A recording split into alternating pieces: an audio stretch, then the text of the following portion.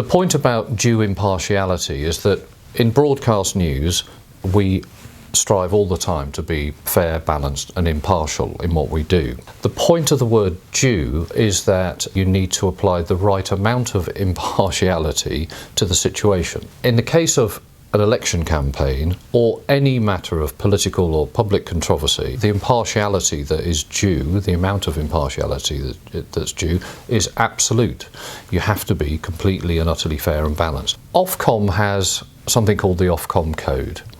And the OFCOM Code is guidance for broadcasters generally, which helps you to frame your kind of conduct. For the 2015 general election, OFCOM decided that the designated major parties for the election campaign would be Labour, Conservative, Liberal Democrat and UKIP in England. And obviously it changes a bit in Scotland and Wales, because you obviously have the nationalist parties there. But what's changed about this election is that OFCOM have decided to drop the concept of major parties and to, in one sense, give us more flexibility, and in another sense make it slightly harder for us in that we have to make more individual decisions about individual sets of circumstances. So because the major parties concept has disappeared, what you're then doing is judging things on the amount of electoral support that there has been historically for a political party.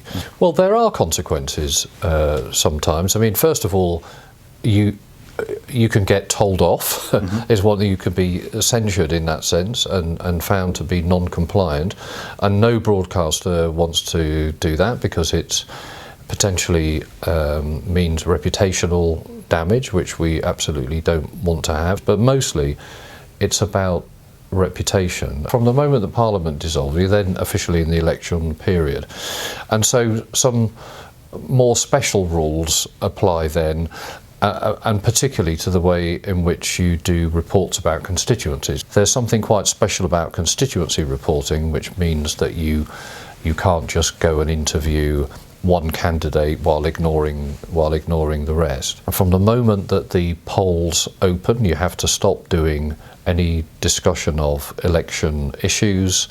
You can't publish any opinion polls. You basically can't do anything that could influence the way in which people might vote that day. You leave them to their own thoughts, and they can go out and vote. It's the same period that I think the French call the day of silence, where nothing is published. Let people go and vote.